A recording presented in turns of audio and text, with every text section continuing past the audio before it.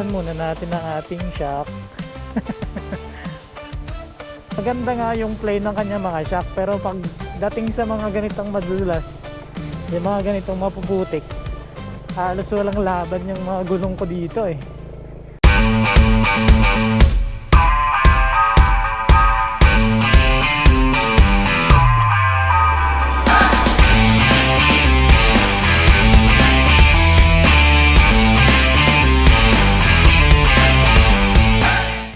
Good morning guys! Ngayong araw ay bibiyahe ako papuntang Kalanay, doon sa aming lugar, para bumisita sa aking ama dahil siya ay medyo hindi maganda ang pakiramdam ngayon. Ngayon ay araw ng Sabado. Mayroon din akong kasama papunta doon at ang kanyang gamit ay ang kanyang City 125. Pero yung katawagan lang talaga niyan dito ay Badja. Ewan ko anong tawag dyan sa ibang lugar. Ito yung Kawasaki na City 125 na isa rin sa kilala dito na motor na napakatipid din pagdating sa gasolina. Ang biyahe namin ngayon ay mga 2.5 oras lang naman siguro, dahil alam mo na dito sa amin hindi naman talaga ganun kalalayo talaga yung mga biyahe dito. Medyo mabilis din tong kasama ko eh.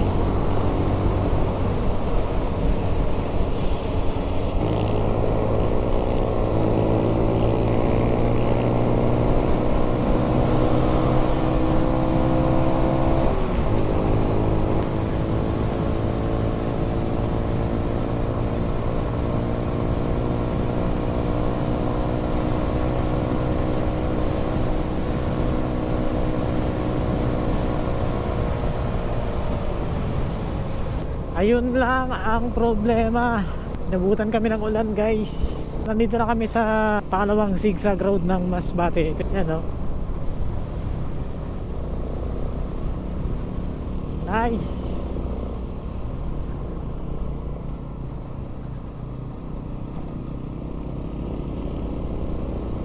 Papulo-pulo lang talaga yung ulan eh. Tapos may mga parte na malalakas yung ulan. May iba naman na walang ulan. Katulad dito, parang nanggaling pa lang dito yung ulan eh. Ang ganda. Malakas din yung hangin eh.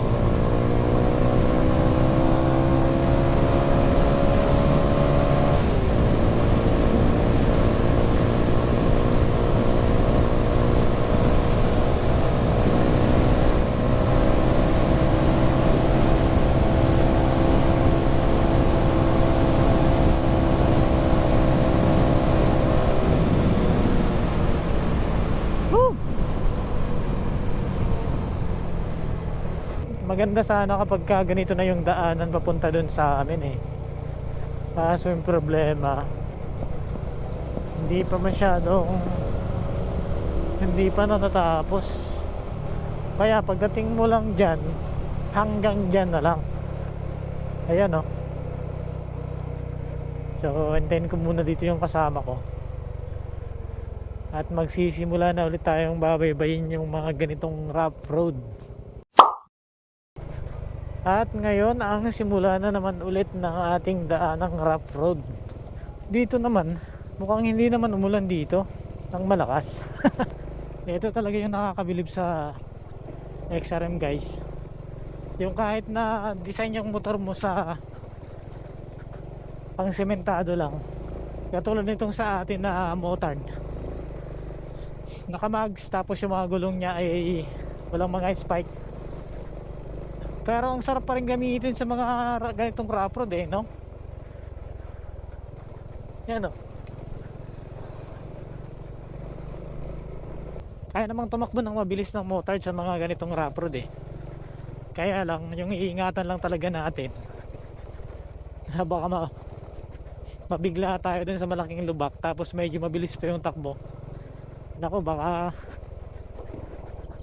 madamage yung mags. Pinupulikat ako.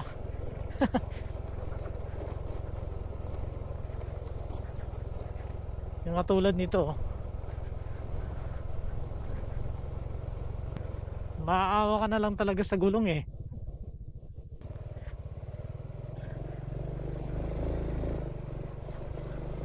Pagdating sa kanya mga suspension, ang lambot din eh. Ang sarap din gamitin sa mga ganito. Yan o. At ang kinagandahan nito, kahit na siya ay design na yung kumbaga yung pinaka-design talaga niya, kung iisipin natin ay pang yung mga simentado lang, pang syudad, ganon, pwede namang idaan sa mga ganito. Pero kahit na ganon yung design niya, hindi siya mababa, no? Mga katulad nito na may mga malalalim na part.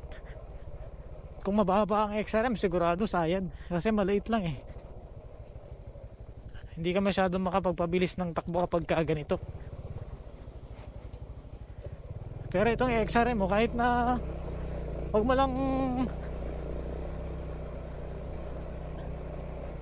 lang itatama sa malaking bato. Pero yung distance niya sa pinaka ground medyo mataas, kaya hindi siya nakakatakot na baka sumayad.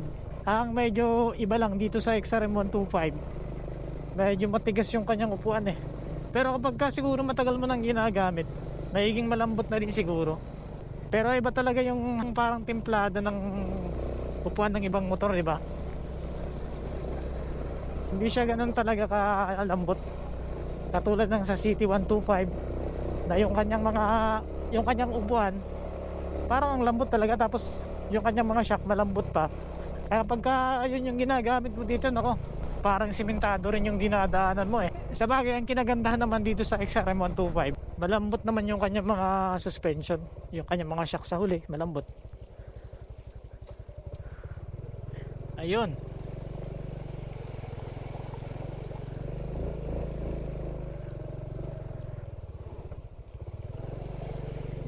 Grabe yung putik dito.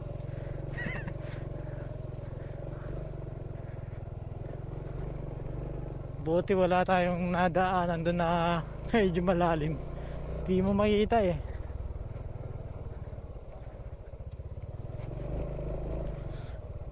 Dito sa amin, pag mga pupunta ka sa mga ganitong lugar na mga papasok, sigurado mga part naman yung iba na simentado, pero halos karamihan hindi pa nasisimento. Pero ang kinaganda naman ngayon, kahit na hindi pa nasisimento, medyo maganda-ganda na rin yung daanan compare sa dati. At may mga parte na rin na sa layo niya, hindi na ganun kalayo talaga yung walang semento.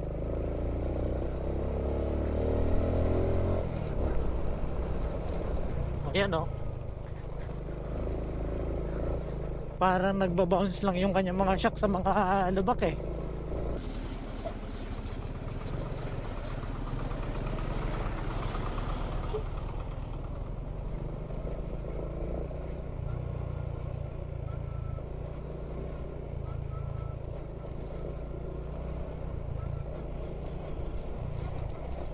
O yun.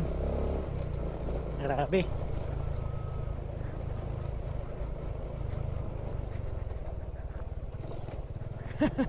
Grabing lubak yun ah. Hindi ko napansin. Ang ganda guys.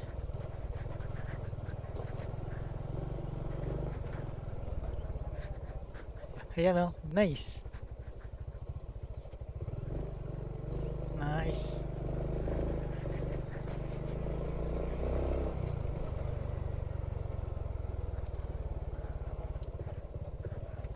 Punasan muna natin ang ating shock.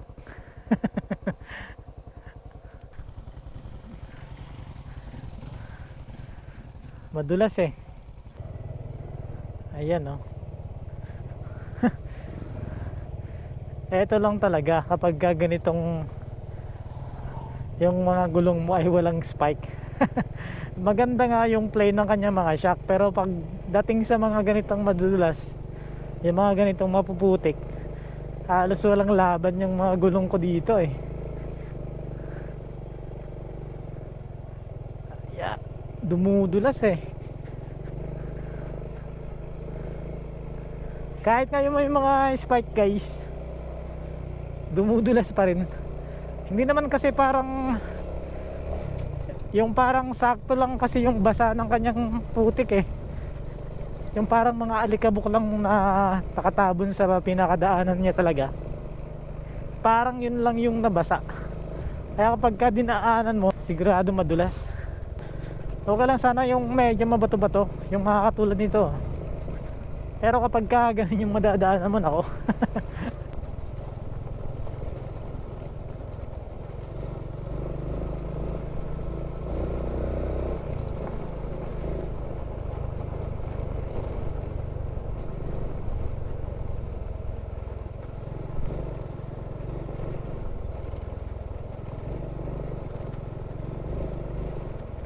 at ngayon guys ay malapit na rin kami dito sa amin. Konting tiis na lang at matatapos na rin itong aming mga lubak na dinadaanan. Kaya naman pansamantala, hanggang dito na lamang ang ating video. Maraming salamat guys sa inyong pagsama. At muli, ride safe always. At this is Nel Ride Moto.